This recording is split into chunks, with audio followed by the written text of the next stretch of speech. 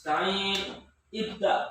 Bismillahirrahmanirrahim.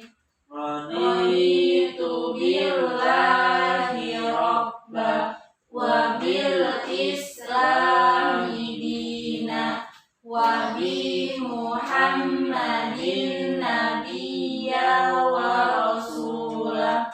Rabbi zidni ilma warzuqni fahma. Amin ya rabbal alamin. Beri salam. Assalamualaikum warahmatullahi wabarakatuh. Waalaikumsalam warahmatullahi wabarakatuh. Selamat pagi semuanya. Selamat pagi, Bu. Oke, bagaimana kabarnya hari ini? Alhamdulillah, luar biasa. Allahu Akbar. Alhamdulillah. Sebelum memulai pelajaran, alangkah baiknya kita membaca basmalah bersama-sama. Bismillahirrahmanirrahim. Ibu absen terlebih dahulu ya. Oke, yang pertama Lili Sri Rahayu ada? Ada, Bu. Nur Hafizatul Milah, Ada, Bu. Reni Nugraha, Nggak masuk, Bu. nggak masuk izin atau bolos? Bolos, Bu. Oke, nggak ada izin ya, jadi bolos. Ahmad Nuril Fauzan, Hadir, Bu. alhamdulillah hanya ada satu orang yang tidak hadir. Oke, ada yang tahu materi yang akan kita pelajari hari ini apa? Belum. Kita hari ini akan mempelajari tokoh-tokoh perkembangan Islam di Indonesia. Salah satunya yaitu Syekh Muhammad Arsyad Al-Banjari. Jadi yang kita akan bahas adalah Syekh Muhammad Arsyad Al-Banjari. Oke.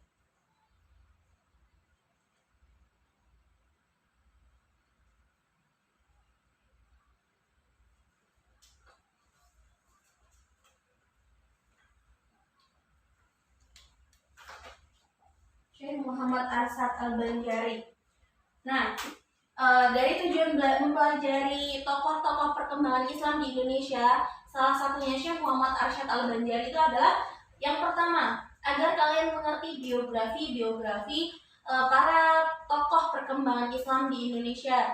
Yang kedua, kalian bisa mengetahui bagaimana peran-peran tokoh-tokoh Islam di Indonesia dalam menyebarkan agama Islam. Yang selanjutnya, Ibu berharap kalian bisa meneladani sikap-sikap para tokoh penyebaran Islam di Indonesia. Oke, yang kita akan bahas saat ini adalah Syekh Muhammad Arsyad Al-Banjari. Nah, Syekh Muhammad Arsyad Al-Banjari ini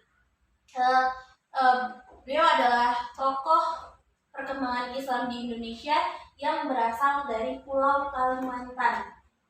Nah, nama asli beliau adalah Arsyad Al-Banjari, Muhammad Arsyad.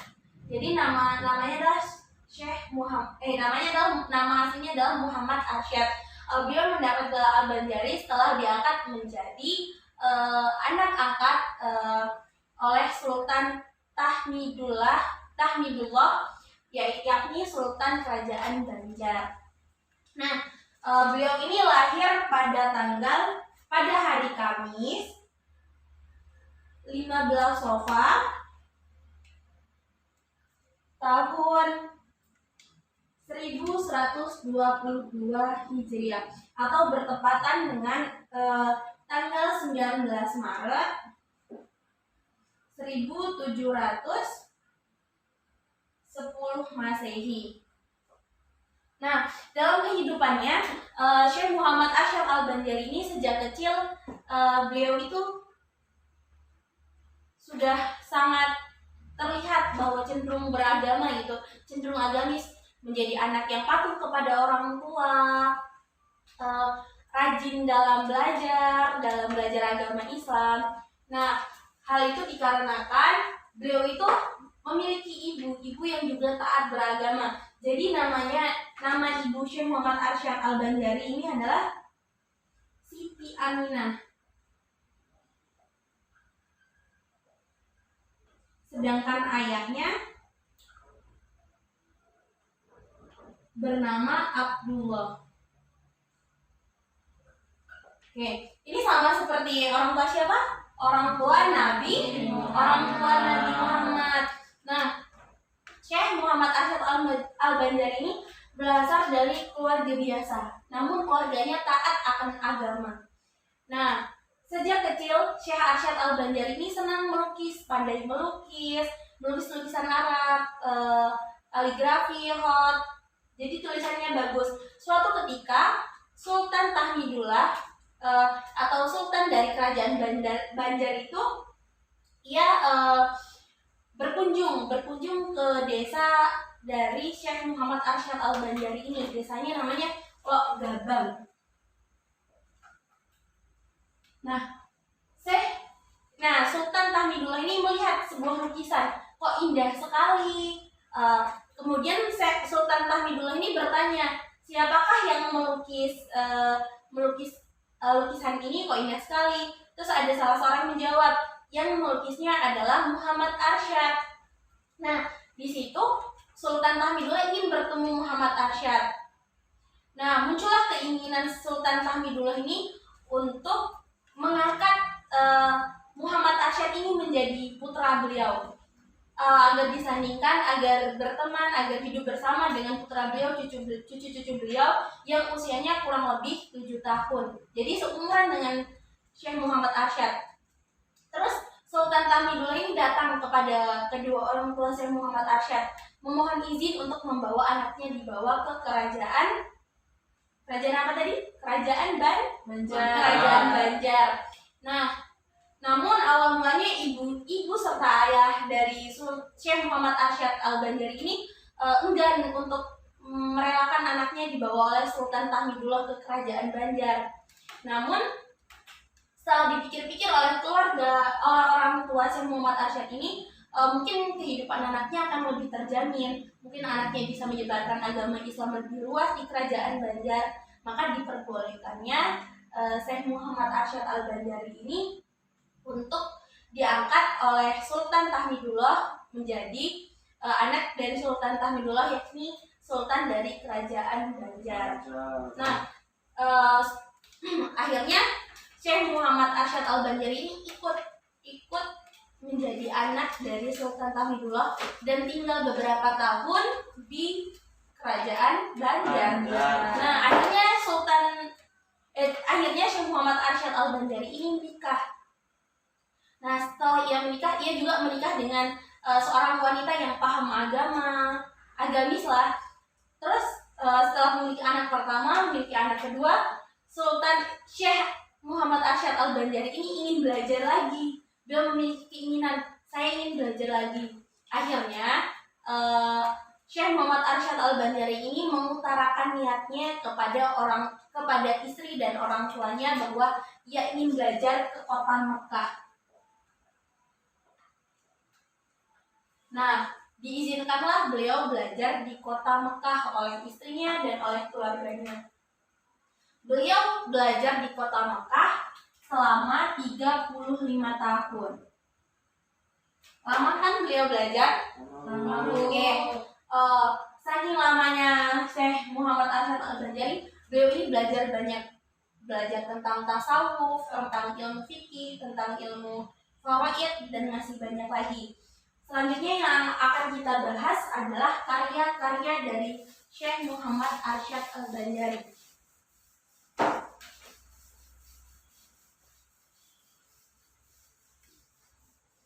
Nah, ada empat karya Syekh Muhammad Arsyad Al-Banjari ini yang sangat masyhur. Yang pertama ada Kitab Sabilal Muqtadir.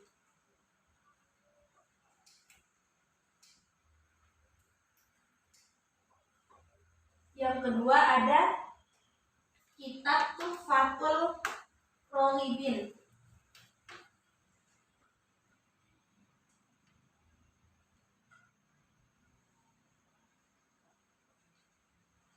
Yang ketiga ada Kitab Al-Khuluqul Mukhtasar.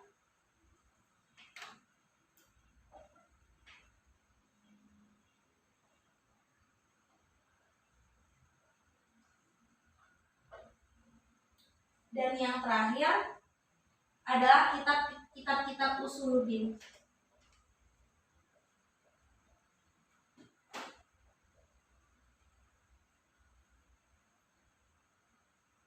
Yang membahas tentang ilmu tasawuf.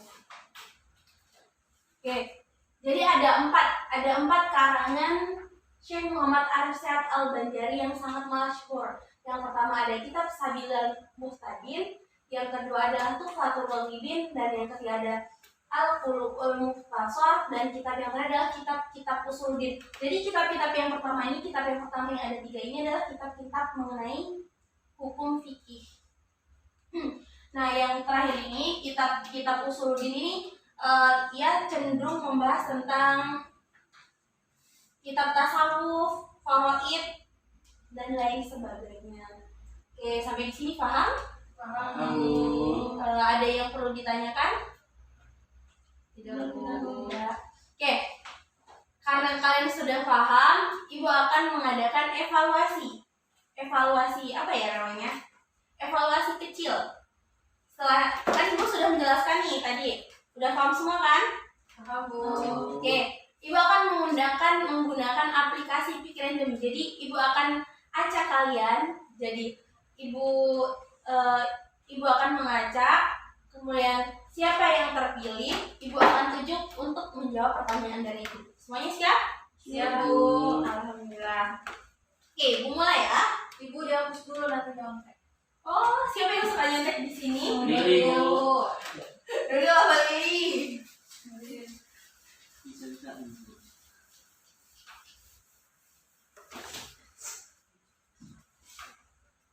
Oke, semoga semuanya paham. Oke, lihat ini ya. Siapa yang akan mendapat pertanyaan pertama?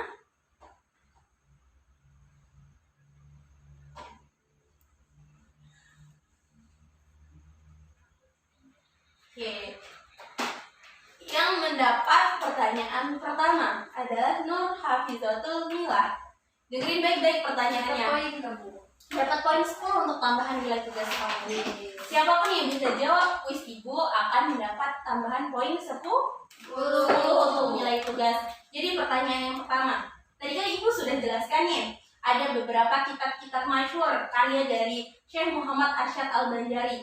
Nah, kitab pertama yang termasyhur karya Syekh Muhammad Arsyad Al-Banjari adalah kitab Sabilal Muhtadin. kitab apa? Sabilal Muhtadin. Oke, kitab Sabilal Muhtadin. Benar apa enggak? Benar. Oke, apa yang dibahas dalam kitab Sabilal Muhtadin ini? Ilmu fikih. Ilmu fikih. Oke, kasih tepuk tangan untuk Nur Hafizatul. Oke, yang selanjutnya satu pertanyaan lagi. Oke, satu lagi ya.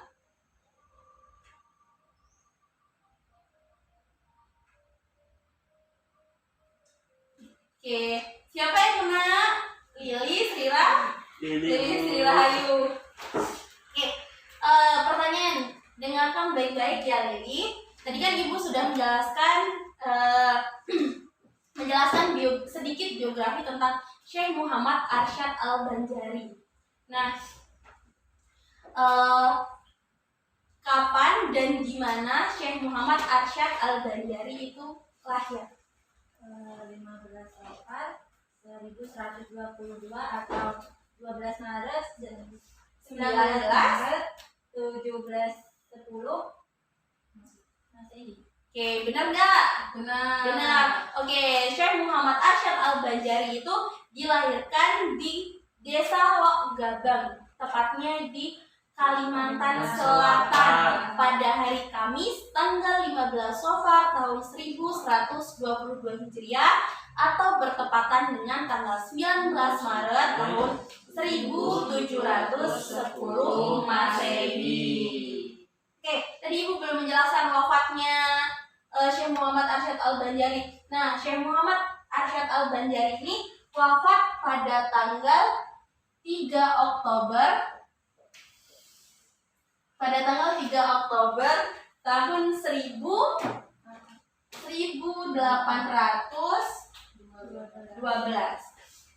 Nah, beliau itu wafat pada usia 102 tahun.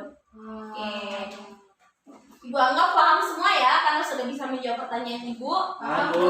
Alhamdulillah paham.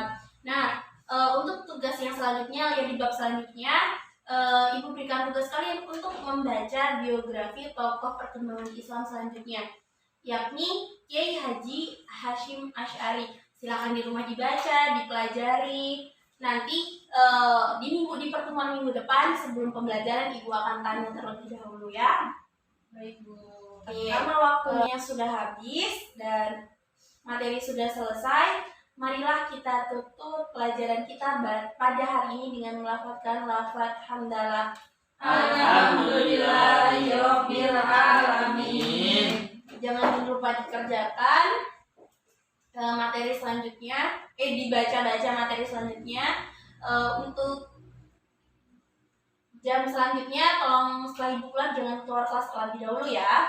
Ya, Bu. Oke.